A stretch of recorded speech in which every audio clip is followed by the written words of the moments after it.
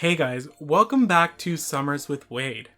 Men are once again unsafe in the presence of Red Velvet, and I couldn't be more excited. If you couldn't tell by that, we're finally going to be talking about Red Velvet's highly anticipated comeback with Velvet Summer. After 2 years away, does Red Velvet still have the magic touch, or have they lost the recipe? Let's find out. Surfin Boy. We opened the album with our title track Surfin Boy, a breezy dance pop track about reminiscing over a dazzling summer spent with a loved one while looking forward to creating new unforgettable memories together. The song opens by painting a vivid picture of a beautiful coastline at dusk. The members sing about a crimson sunset and sparkling lights reflecting off the water and filling their hearts. As the pre-chorus builds, the lyrics shift into a playful, slightly possessive tone, essentially telling everyone else to clear the area because they only have eyes for their surfin' boy. The chorus serves as both a memory of a past love and as a desire to recapture that exact feeling in the present. They urge their partner to stop hesitating and simply go with the flow. During the bridge, the group reassures their love interest, promising that no matter how wild or chaotic things get, they'll find each other. The song ultimately ends by encouraging this surfin' boy to remember their summer love. Sonically, the song takes a more mature and laid-back approach. It opens with a subdued acoustic bossa nova guitar line that immediately establishes a breezy seaside atmosphere. An addictive reggae pulse carries the verses, accompanied by Red Velvet's signature dreamy vocal harmonies, perfectly evoking the feeling of drifting across a sunlit ocean. If it's not clear enough already, I love this song. When I first heard it, I was admittedly a little disappointed by how restrained it felt. There wasn't a huge vocal moment, and after 2 years, I think part of me was expecting something bigger. Looking back though, I think I was just sad that it wasn't cosmic. The song had such a massive impact on me that I guess I subconsciously wanted them to come back with something that could recreate that feeling. But by the time I finished my initial listen of the album, I already wanted to play Surfin' Boy again. Once I accepted that Cosmic still exists and that this song was simply trying to do something different, I was able to appreciate it so much more. I don't want it to come across like I hated the song. I always did enjoy it. It was just that more mature approach that initially underwhelmed me. But look at me now.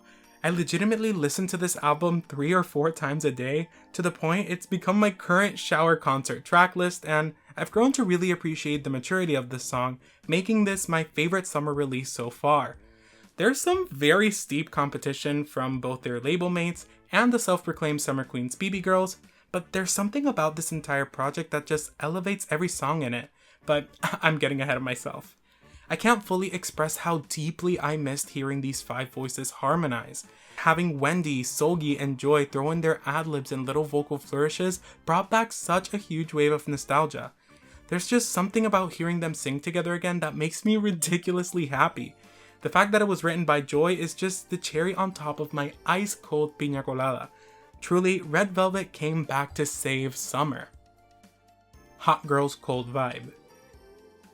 Channeling their inner I Got a Boy or Red Light, we have Hot Girl's Cold Vibe, a confident and sultry track that serves as a sharp contrast to our brighter title track. The song opens with a repetitive whispered chant, hot, hot, we slay, hot, hot, like that. The phrase, cold vibe, refers to their unbothered and effortlessly cool attitude.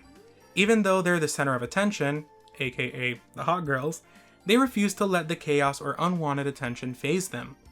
The verses encourage their companion to put away their distractions and simply enjoy the atmosphere. Quote, "Can you feel it? This good time's getting deeper. Why not put that phone down for a bit?" Then, the pre-chorus and chorus shift toward letting go of romantic anxiety. They reassure a love interest who's hesitating and overthinking everything, essentially telling them to stop worrying and do whatever feels right. The rest of the song builds on that carefree attitude, setting the scene as they speed through a neon-lit city and claim the night as their own. Sonically, the track leans into a sophisticated throwback funk groove, but the real star of the show is its surprising beat progression. The song smoothly shifts between a steady rhythmic flow and sudden sonic twists that keep you on your toes. The backbone is an addictive bass line paired with sharp guitar sounds, giving the song this dynamic day-to-night shift that perfectly fits its summer night drive concept. This is further reinforced by the traffic and street noises used to transition between the sections. Surprisingly, I fell in love with this track on first listen. A lot of times these kind of transitions take a while for me to get used to, but I saw the vision immediately. Granted, it's nowhere near as drastic as some of the shifts we've gotten in recent years, or even the examples I mentioned in the beginning of this section, but I love the way they execute it here. I think the transitions actually complement the lyrics, and the little audio cues give you just enough warning that you're not completely caught off guard. That being said, it has absolutely caught my parents and friends off guard whenever we've listened to it in the car. They instinctively start looking around to see who's honking or what happened, which is honestly hilarious to me. Although, I'm not gonna lie, sometimes it still catches me by surprise when I'm driving at night. It can be a little startling. Anyways, we need to talk about that final chorus. I said it with the title track, but man, Red Velvet know how to do ad-libs. The entire ending is packed with them, and they elevate the song tenfold. Also, did Irene and Seulgi's subunit concept somehow seep into this? Because that chorus is a little sapphic, y'all. Not that I'm complaining, just thinking out loud. Orchestra. Time for the magnum opus of this album, Orchestra. A cinematic masterpiece that metaphorically compares the progression of falling in love to a grand orchestral performance. The song tells the story of two people whose romantic connection and physical touch align perfectly, almost like an unfolding musical suite. From the very first second, we are transported into a heavenly late-night atmosphere. The song opens with the members asking to align their emotional wavelength with their partner through a real musical reference. Quote, "The pitch is falling. Please raise it a little and match the tune to my A440. For reference, A440 tuning is the worldwide standard musical pitch where the note A above middle C, A4, vibrates at a frequency of 440 Hz. The verses continue this romantic scene on a quiet body of water, comparing the feeling to, quote, slowly dancing a pavan on a lake during a summer night. The chorus captures the dangerous yet elegant thrill of chemistry gradually building between two people, describing a melody that grows deeper and a heart swaying like a movement of an orchestra. Continuing with the musical references, the second verse brings up the real-life historical romance between classical pianist Clara and Robert Schumann, asking if their love story could similarly be written in the stars. These feelings eventually reach a boiling point as they urge their lover to trust the signs between them because there are feelings they couldn't bring themselves to write into the sheet music. The song finishes with an intense emotional release incorporating the Italian musical term molto appassionato, meaning very passionately. Their heart is surging like a storm as these feelings continue to grow deeper and spread further, becoming, quote, the orchestra movement that premiered today. Musically, Orchestra is a sensual mid-tempo pop track with subtle Latin influences. The song stands out because it heavily reinterprets and samples Lou Jean by legendary American film composer Henry Mancini.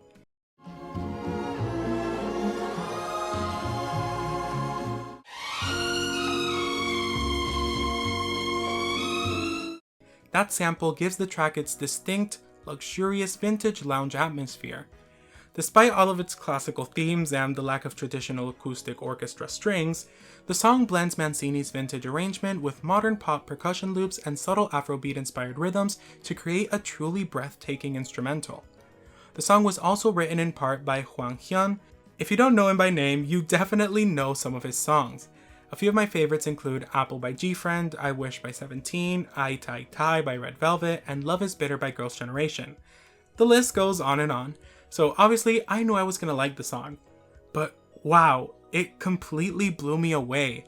It is hands down the best song on the album, and you can fight me on that.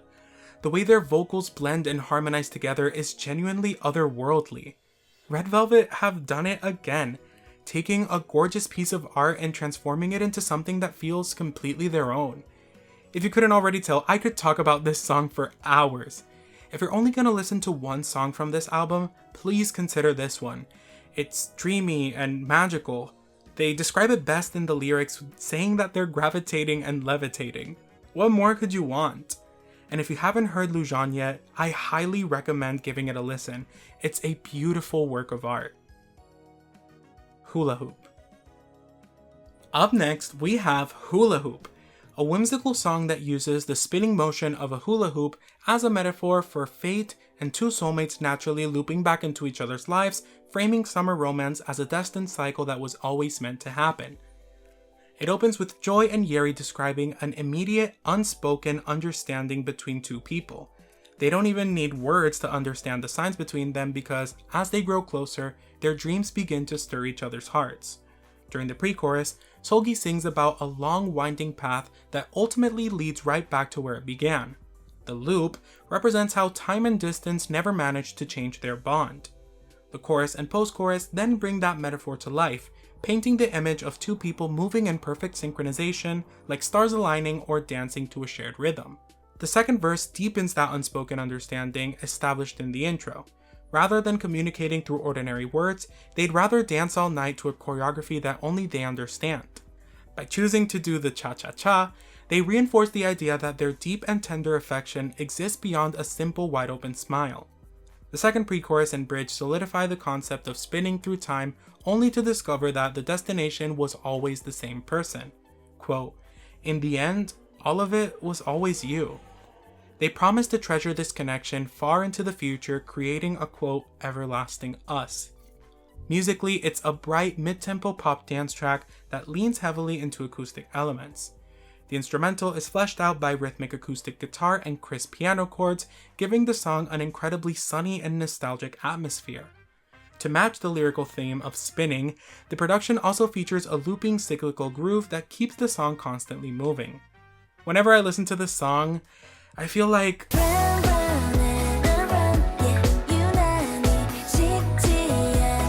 but genuinely, it's so fun and catchy while simultaneously embodying that perfect summer feeling.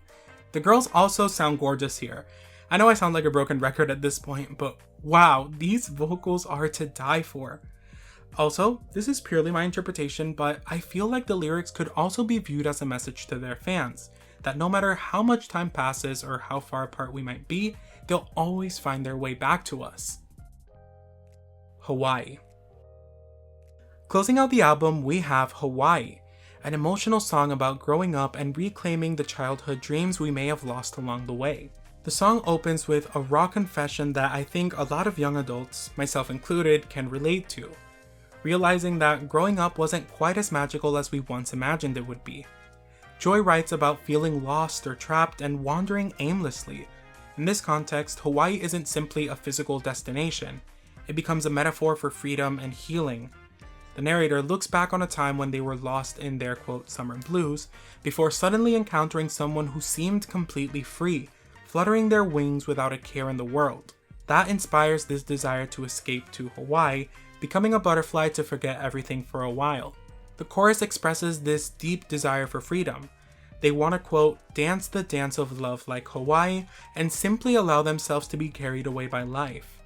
During the second verse, a dream sequence introduces a little girl who gives them a yellow flower. This little girl represents their younger self, reminding them of who they used to be before life became so complicated, saying, "Will you remember the dreams you once had, so blue and bright?" Musically, it's a warm acoustic guitar track built around light strumming and simple percussion. The steady, swaying tempo mimics the ebb and flow of ocean waves, while gorgeous layered harmonies sit on top of the instrumental. The members sing with a calm, airy, yet grounded tone, and that softer delivery amplifies the comforting nature of the song's message. I swear, this song gives me literal full-body chills anytime I listen to it. Here's proof! By the way, I'm wearing shorts, just in case, but honestly, this is such a beautiful way to end the album. It really does feel like the perfect send-off. The message, the production, the vocals, everything comes together beautifully. I found myself singing this chorus the most.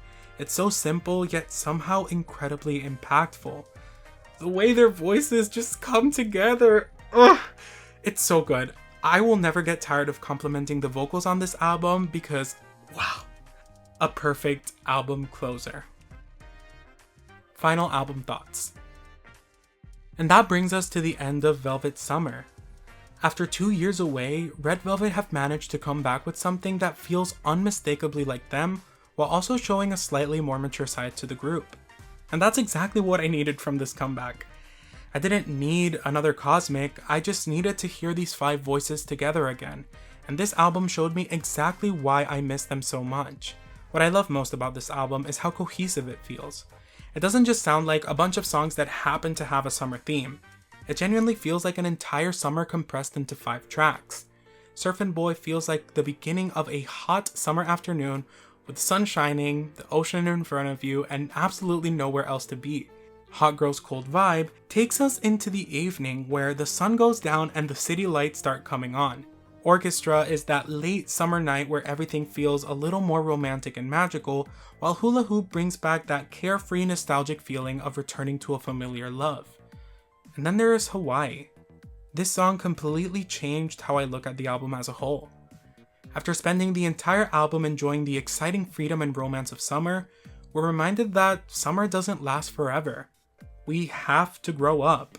We change, and sometimes we lose sight of dreams we had when we were younger. That's why Hawaii feels like the perfect closer. This entire album feels like one long summer, and Hawaii is that final moment when you sit by the ocean and watch the sun disappear beneath the horizon. It's beautiful and bittersweet. You know you're gonna miss it when it's gone, but instead of being sad that the summer is ending, they encourage us to remember the person we were before we became so caught up in everything else. And I think that's a really beautiful message for Red Velvet to leave us with after 2 years away. I want to believe that this is just another sunset and that in the future, Red Velvet will be back once more to share what they've learned and what they've lived through while walking the path that will eventually lead to our overlap once more. Cause this album proves they still got it. Their voices still blend and harmonize together beautifully. Wendy, Seulgi, and Joy still know exactly how to elevate a song with their ad-libs, while Irene and Yeri bring their own flavor that makes the group sound feel complete. I know I basically said this after every song, but I genuinely cannot overstate how much I missed hearing them together. And while Orchestra is easily my favorite song on the album, I think Hawaii might be the song that makes the album feel complete. One gives us the extravagant, breathtaking side of Red Velvet that we've gotten to know, while the other reminds us that their maturity and growth is just as powerful. So after 2 years away, did Red Velvet lose their magic touch? Absolutely not. Velvet Summer is a testament that Red Velvet don't need to chase their past to prove that they still belong here. They can take the songs we've loved, mature, and experiment with them and still create something that feels distinctly Red Velvet. This album is warm and nostalgic, and by the time Hawaii comes around, it becomes something a little deeper. So here's to another Velvet Summer to come. Thank you for sticking around until the end. I really hope you enjoyed my analysis because this album was truly a delight to cover. For the first time in a while, this album feels perfect. There's not a single skip or song I would change, and I don't say that lightly. They truly came back to us fully recharged and ready to serve. I will be forever grateful for this Velvet Summer. But thank you guys so very much for watching. Remember to like, comment, share, and subscribe. Click that bell icon so you're notified every time I post a video. Tell me in the comments down below, what did you think of Velvet Summer and what song was your favorite? Remember that I love you all so much, and I'll see you guys very soon. Bye!